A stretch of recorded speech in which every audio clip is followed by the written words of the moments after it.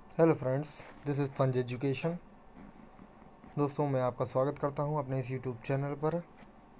दोस्तों, आज हम NCERT class ninth science chapter number 8 गति मोशन उसके बारे में अध्ययन करेंगे। आइए स्टार्ट करते हैं। सबसे पहले हम देखना चाहते हैं, यानी हम दैनिक जीवन में किसी भी से जो हम दोनों टाइप की वस्तुओं को देखते हैं, जैसे विरामावस्था में जैसे पेड़ वगैरह, और कुछ गतिमान वस्तुओं को देखते हैं। ठीक है, जैसे मछलियां हैं, पक्षी हैं, ये सब उड़ते हैं, तो ये गति के कारण ही है, ऐसा नहीं है। ठीक है, परमाणु, ग्रह, तारे, आकाशगंगाएं सभी जो है गतिमान हैं। तो हम इससे गति से हमें ये तात्पर्य हम लगा सकते हैं कि कोई वस्तु, ठीक है, कोई वस्तु गति में तभी है जब वह समय के साथ अपनी स्थिति को परिवर्तित करती है। ठीक है, अगर कोई भी वस्तु, जैसे पेड़ है, वो समय के साथ अपनी स्थिति परिवर्तन नहीं कर रहा है, जिसकी वजह से वो गति में नहीं होगा। ठीक है, आगे चलते हैं। आगे चलते हैं इधर। अब कुछ जो है वस्तुएं ऐसी हैं कि गतियां भी बहुत प्रकार की हैं, बहुत जटिल सी हैं। ठीक है, अब देखिए, कुछ वस्तुएं सीधे रेखा में गति करती हैं, कुछ वस्तुएं वृत्तीय पथ पर गति करती हैं, कुछ जो है घूर्णन कर सकती हैं, जैसे लट्टू। ठीक है, वो घूर्णन कर सकती हैं, कुछ कंपन भी कर सकती हैं। ठीक है, तो यानी ये किसी भी वस्तु में कई प्रकार की गतियाँ पाई जाती हैं। नेक्स्ट, आगे चलते हैं।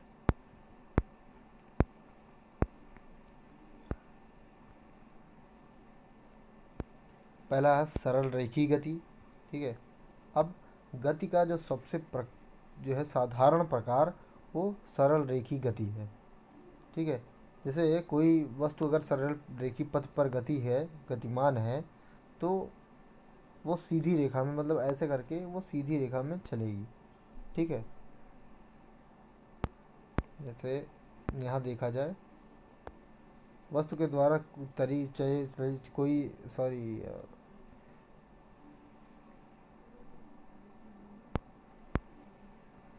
यहाँ देखिए,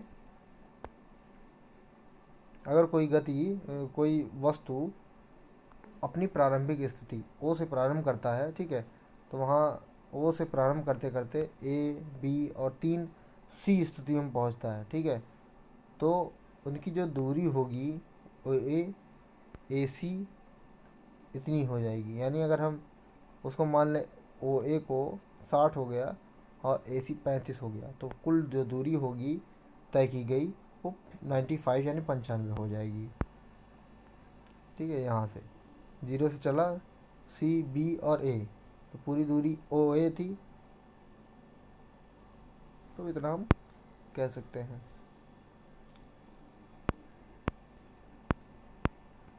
फिर आगे चलते हैं। अब इसमें क्या होती है, जो दूरी होती है, ठीक है, इसमें कोई सिर्फ एक मान होता है, अंकीय मान। इसमें कोई दिशा नहीं होता है। ठीक है, जो दूरी होती है वो, उसमें दिशा नहीं होती है किस तरफ। ठीक है, एक सिर्फ यूनिट होती है जिसको हम अंकीय मान कहते हैं, इसमें कोई दिशा नहीं होती है। तो ये हम कह सकते हैं, ठीक है, कि ये जो है अदिश राशि होती है, इसमें दिशा की ज़रूरत नहीं होती है। अब अगर विस्थापन देखा जाए, तो विस्थापन क्या होता है कि ए से गुजरते हुए, ठीक है, ओ से सी तक के विस्थापन का अंकीय मान क्या होगा। ठीक है, तो जो अंकीय मान होगा ए से गुजरते हुए ओ से सी तक, तो वस्तु की प्रारंभिक व अंतिम के बीच की जो न्यूनतम दूरी होगी, उसी को वस्तु का विस्थापन कहेंगे। ठीक है, जैसे यहाँ है, या ये ओ से ए के बीच का जो भी डिफरेंस होगा, ठीक है, वही विस्थापन कहलाया जाएगा।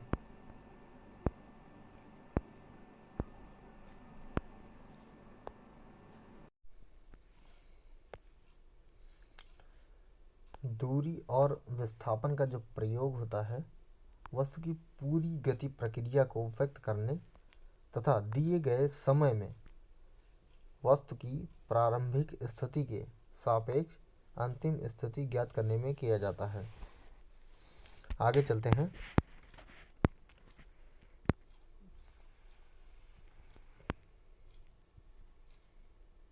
जैसे यहाँ स्वचालित वाहनों में एक यंत्र लगा होता है जिसके द्वारा तय की गई दूरी को प्रदर्शित करता है।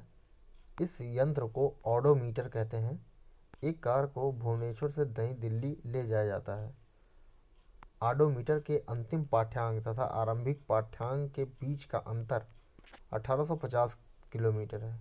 तो ये दिखाता है कि जो दूरी तय की गई है, ठीक है, वो 1850 किलोमीटर है। ठीक है।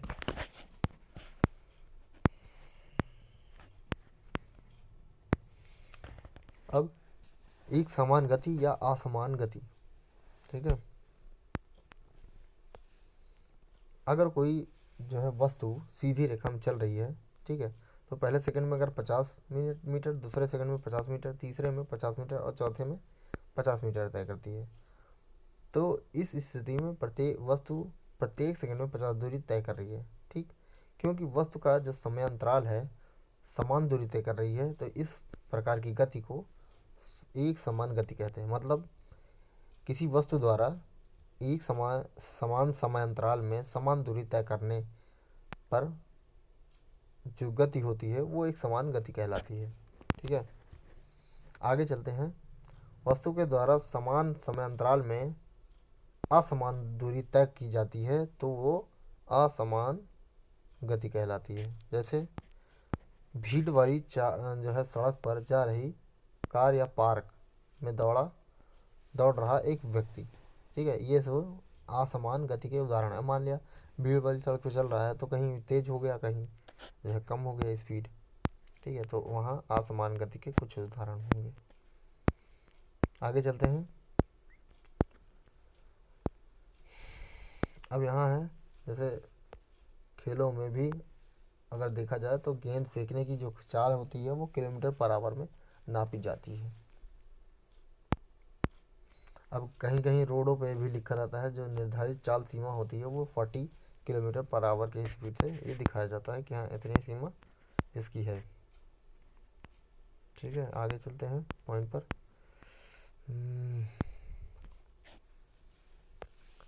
अब यहाँ वस्तु द्वारा इकाई समय में यानी एक सेकंड में या एक आवर में तय की गई दूरी का उपयोग उस वस्तु की गति का दर प्राप्त की जा सकती है।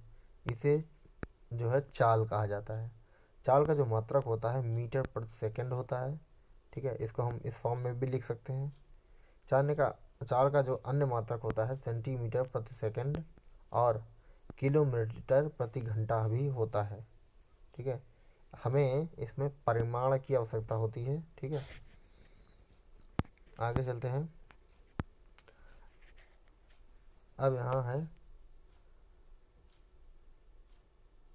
अगर जो है किसी वस्तु की गति नियत हो, तो ठीक है, ये कोई ज़रूरी नहीं है कि उसकी गति नियत हो। ठीक है, अधिकतर वस्तुएं असमान गति में होती है, इसलिए हम उन वस्तुओं की गति की दर को और उनकी औसत चाल के रूप में व्यक्त करते हैं।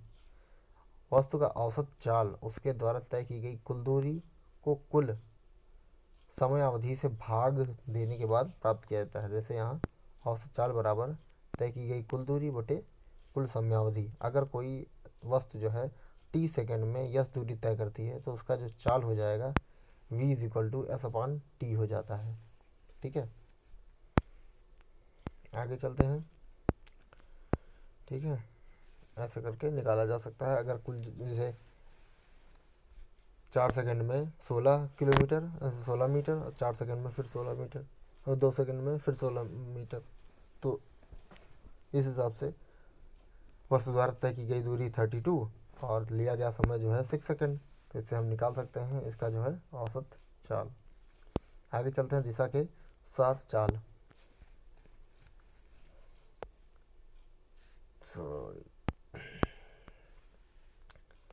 किसी वस्तु की गति की दर और भी अधिक व्यापक हो सकती है अगर हम उसकी चाल के साथ दिशा को भी व्यक्त करें तो वह राशि जो दोनों पक्षों को व्यक्त करती है वो वेग कहा जाता है। अतः एक निश्चित दिशा में चाल को वेग कहा जाता है।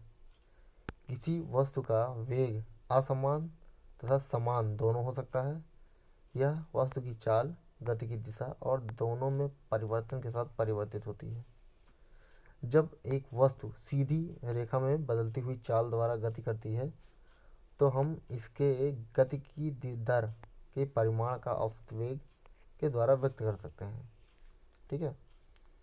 यदि वेग का यानी वस्तु का वेग समान रूप से परिवर्तित हो रहा है तो प्रारंभिक और अंतिम वेग के माध्य को औसत वेग ये माना जा सकता है। ठीक है, यानी इस फॉर्म में अगर बदल रहा है तो प्रारंभिक वेग और अंतिम वेग का औसत अगर लिया जाए तो ये औसत वेग प्राप्त हो जाएगा। ठीक है, यहाँ आगे चलते हैं। इसका भी वही होगा, जो चाल का होता है वही मात्रक, दोनों समान ही होगा। ठीक है, आगे चलते हैं।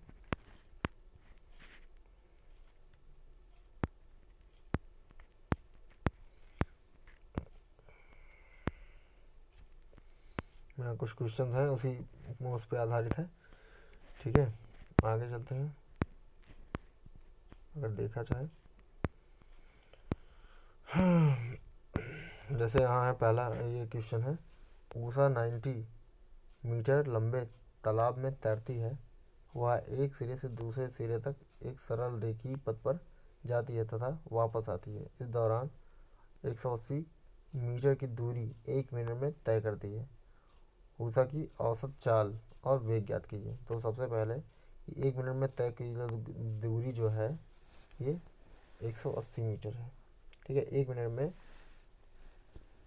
उषा का जो विस्थापन था वो 0 हुआ क्योंकि उसी से वहीं तक पहुंच गया। ठीक है, औसत चाल अगर देखा जाए तो तय की गई दूरी और कुल लिया गया समय। ठीक है, तो तय की गई दूरी 180 और मिनट टाइम जो है 1 मिनट है।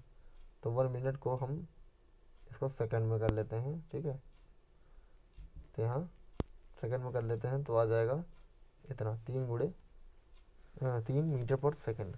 अगर औसत वेग देखा जाए तो यहाँ 0, क्योंकि वेग में तो कोई परिवर्तन नहीं हुआ है चाल में। ठीक है, तो वो हो जाएगा इतना, विस्थापन तो 0 था। ठीक है, अपान जो है ये टाइम हो जाएगा। तो विस्थापन अगर 0 था तो यहाँ भी वेग भी 0 हो जाएगा। तो औसत वेग 0 हो जाएगा और औसत चाल जो है 3 ना हो जाएगा। वेग में परिवर्तन की दर किसी वस्तु की एक समान रेखीय गति, सरल रेखीय गति के दौरान समय के साथ वेग नियत रहता है। इस अवस्था में किसी भी समयांतराल में वायु वस्तु के वेग में परिवर्तन शून्य होता है।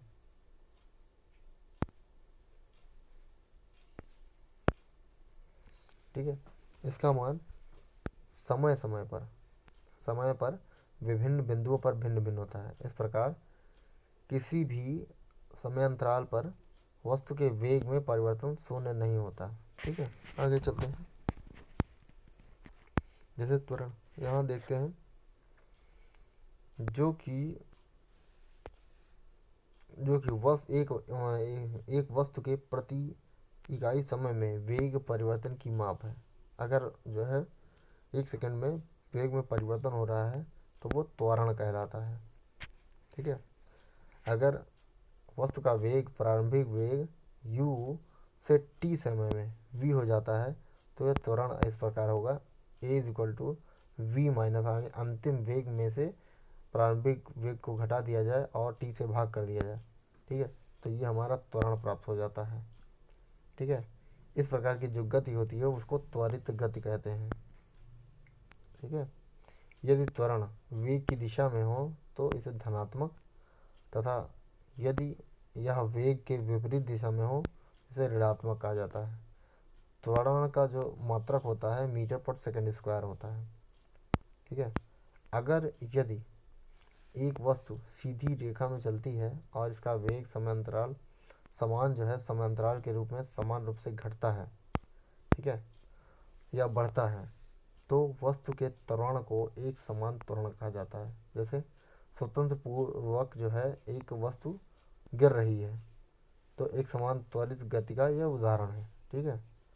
और दूसरी ओर एक वस्तु असमान त्वरण से अगर चल रही है, यदि उसका वेग असमान रूप से बदल रहा है, जैसे उदाहरण के लिए यदि एक कार सीधी सड़क पर चलते हुए समांतराल में असमान दर से चाल को परिवर्तित कर दे, ठीक है, तब ये कहा जाएगा कि ये कार असमान त्वरण से चल रही है, ठीक है।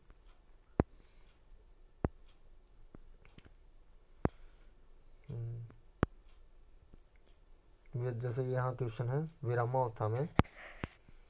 विरामावस्था से राहुल अपनी साइकिल को चलाना शुरू करता है और 30 सेकंड में 6 मीटर प्रति सेकंड के वेग को प्राप्त कर लेता है।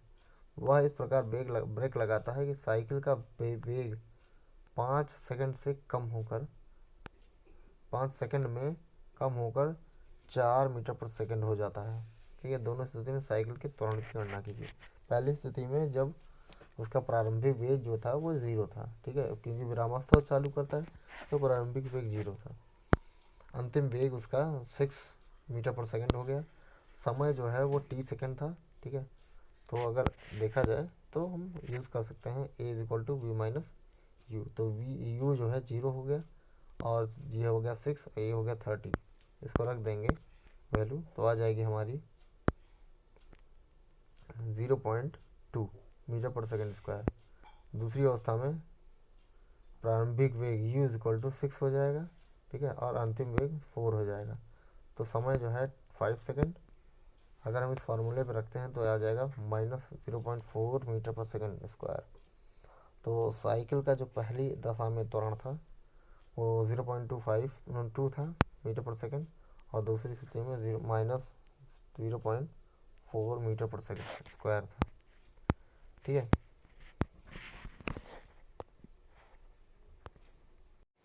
अगर हम गति का ग्राफी प्रदर्शन देखें, जैसे यहाँ है दूरी समय ग्राफ, ठीक है। तो अगर दूरी समय ग्राफ बनाया जाता है तो यहाँ है 8.3 एक समान चाल से गति मान किसी वस्तु का अगर दूरी समय ग्राफ होता है तो दिखाई देता है कि इसमें पता चलता है कि जैसे जैसे समय बढ़ रहा है वैसे वैसे दूरी बढ़ रही है, ठीक है, ठीक है। तो ये इस प्रकार अगर हम कह सकते हैं कि जो वस्तु के द्वारा तय की गई जो दूरी होती है वो, ठीक है, लिए गए समय के समानुपाती होती है, ठीक है, एक समान चाल में अगर एक समान जो गति हो रही है, ठीक है, तो वहाँ एक समान गति हो रही है, इसी से ये पता चलता है। आगे चलते हैं।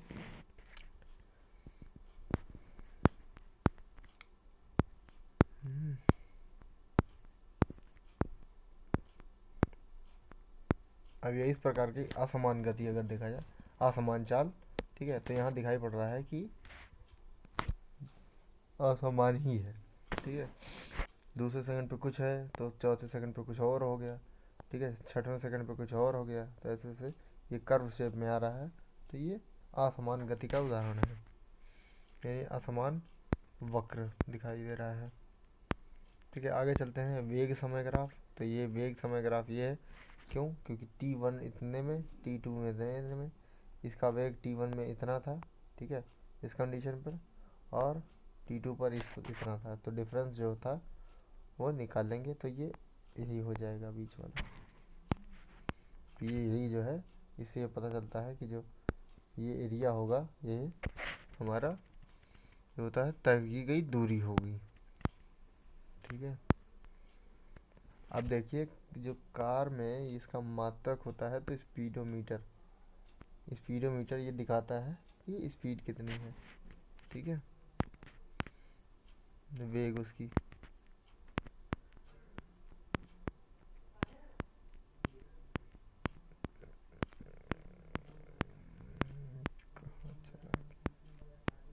हाँ हाँ हाँ, ठीक है, ये हो जाएगा। आगे चलते हैं। उसी से संबंधित जैसे ग्राफ है, जैसे यहाँ एक समान त्वरित गति से ये गतिमान कार का वेग है। ठीक है,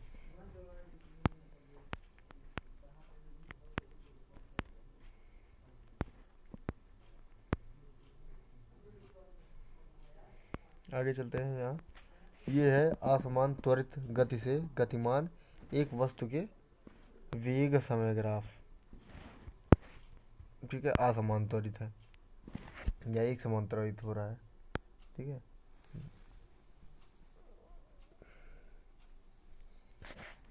दोनों ये जो है असमान त्वरित वाले हैं। आगे चलते हैं।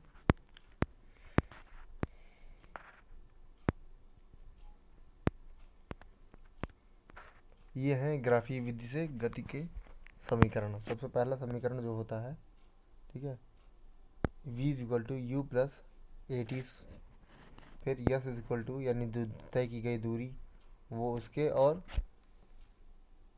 प्रारंभिक वेग समय और त्वरण के बीच संबंध।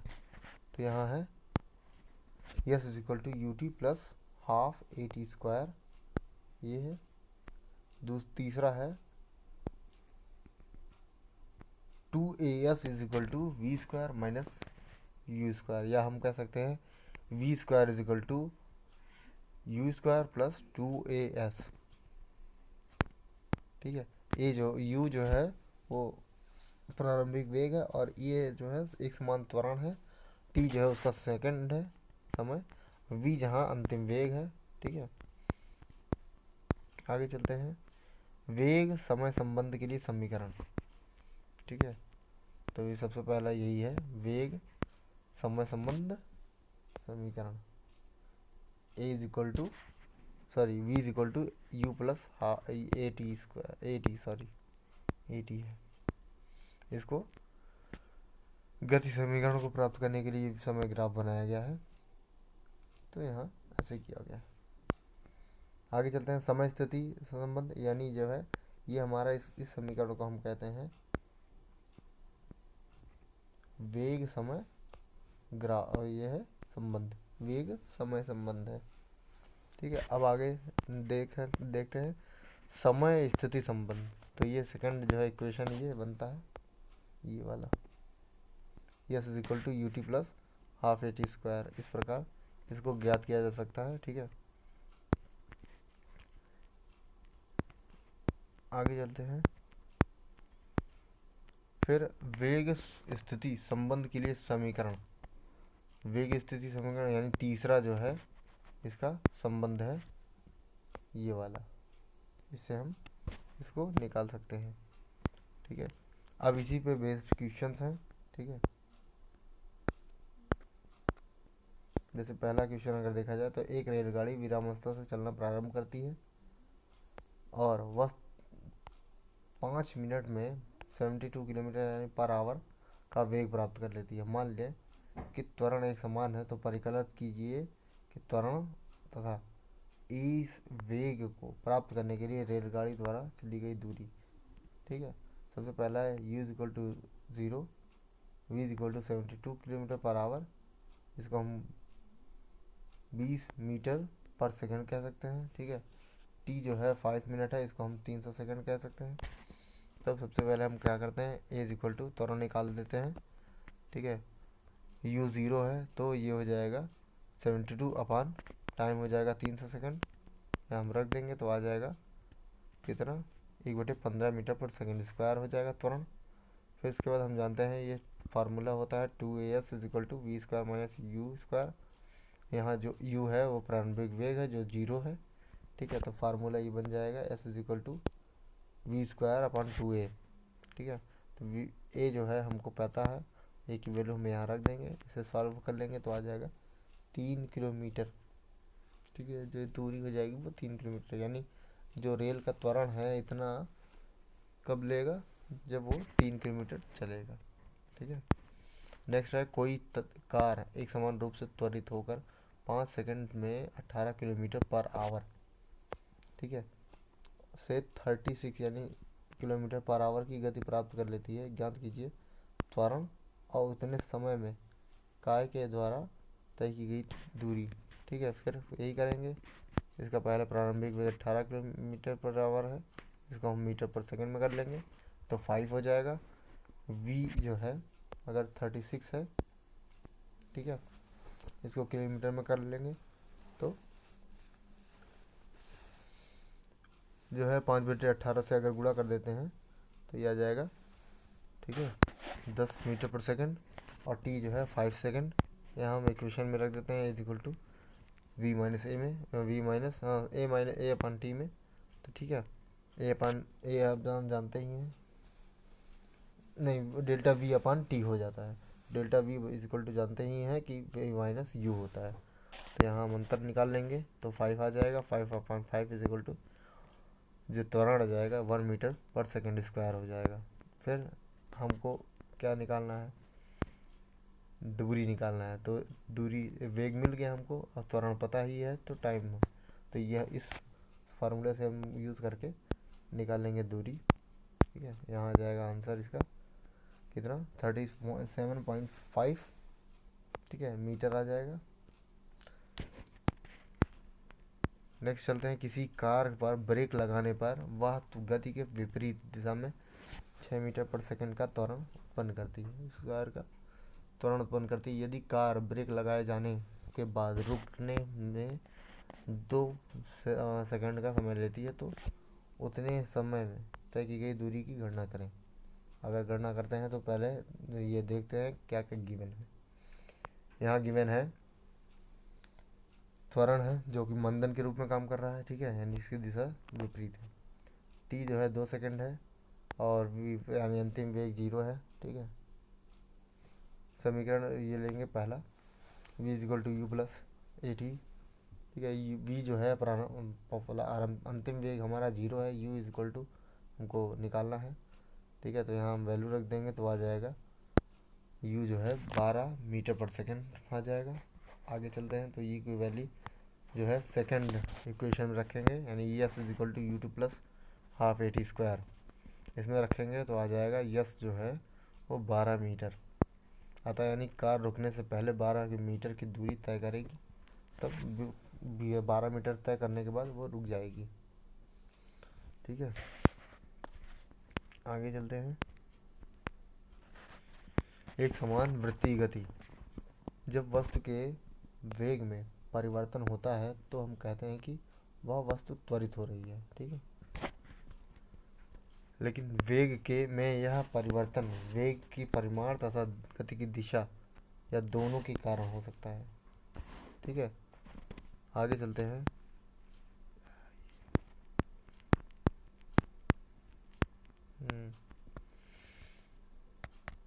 एक बात ये भी है कि जिसमें क्या होता है कि एक वस्तु अपने वेग के परिमाण को तो नहीं बदल सकती, नहीं बदलती अगर, ठीक है, परंतु अपनी दिशा तो बदल सकती है, ठीक है।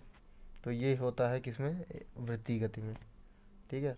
अगर कोई वस्तु की गति का उदाहरण ले, जैसे कोई एथलीट जो है धावक, ठीक है, आयताकार एबीसीडी जो है अंदिश गति करता है, तो चारों भागों में एक समान चाल से दौड़ता है, लेकिन क्या पथ बनाए रखने के लिए, ठीक है, अगर चाल वो काबू में करता है लेकिन उसकी दिशा विपरीत हो जाती है, ठीक है।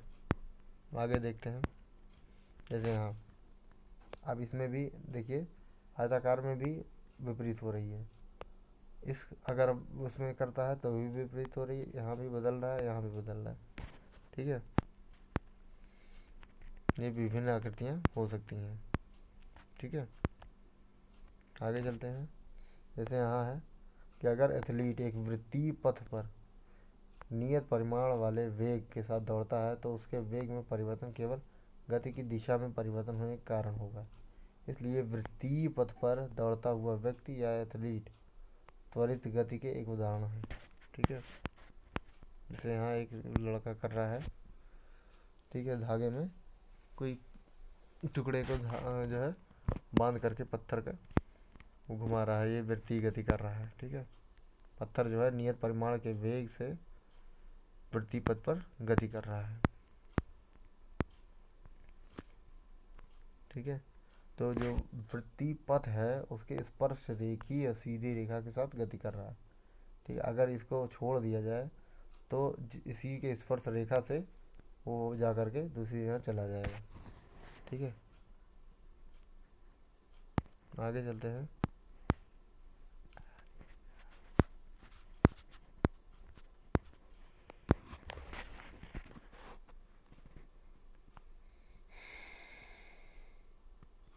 ठीक है, यही जो है इसी पे आधारित चंद्रमा और पृथ्वी की गति, पृथ्वी के चारों ओर वृत्तीय गति तथा कक्षा में घूर्णन करता हुआ एक उपग्रह है या वृत्तीय पथ पर नियत चाल से चलता हुआ एक साइकिल सवार, ये इसी के उदाहरण होते हैं। ठीक है, आगे चलते हैं। अब इस चैप्टर से हमने क्या क्या सीखा, आइए एक बार देख लेते हैं। पहला है पॉइंट, स्थिति में परिवर्तन एक गति है, इसकी व्याख्या तय की गई दूरी तथा विस्थापन के रूप में की जा सकती है। ठीक है, एक वस्तु की गति का समान तथा असमान होना उस वस्तु के वेग पर निर्भर करता है, जो कि नियत तथा बदल सकता है। ठीक है, प्रति इकाई समय में वस्तु के द्वारा तय की गई दूरी उसकी चाल होती है और प्रति इकाई समय में हुआ विस्थापन उसका वेग होता है। ठीक है, दोनों में डिफरेंस है। प्रति इकाई समय में वस्तु के द्वारा चली गई जो दूरी होती है वो चाल होती है। ठीक है, और प्रति समय इकाई में चला हुआ विस्थापन यानी प्राप्त किया गया विस्थापन जो है उसका वेग होता है। किसी वस्तु द्वारा यानी किसी वस्तु का त्वरण प्रति इकाई समय में उसके वेग में होने वाला परिवर्तन होता है। ठीक है, किसी वस्तु का जो त्वरण होता है वो प्रति इकाई समय में वेग में होने वाला परिवर्तन ही होता है। ठीक है, ग्राफों के द्वारा वस्तु के समान तथा असमान गति को दर्शाया जा सकता है। आगे चलते हैं। एक समान त्वरण से चल रही एक वस्तु की गति की व्याख्या निम्न समीकरणों से की जा सकती है। पहला है v is equal to a plus v is equal to u plus a t. Second है s is equal to u t plus half a t square. और थर्ड है 2as is equal to v square minus u square, जहाँ u जो है वो प्रारंभिक वेग है जो कि t समय के लिए एक समान त्वरण a से गति कर रही है। इसका अंतिम वेग v है और t समय में तय की गई जो दूरी है वो s है। अगर कोई वस्तु वृत्तीय पथ पर एक समान चाल से गति करती है तो उसकी गति जो होती है एक समान वृत्तीय गति कही जाती है। ठीक है, ओके फ्रेंड्स, कैसा लगा वीडियो कमेंट सेक्शन में ज़रूर बताएं। अच्छा लगा हो तो लाइक सब्सक्राइब ज़रूर करें और मेरे चैनल को भी शेयर करें। ठीक है, फिर मिलेंगे नेक्स्ट टॉपिक में नेक्स्ट चैप्टर के साथ क्लास 9th के ही साइंस में। तब तक के लिए मेरे साथ बने रहिए। जय हिंद, जय भारत।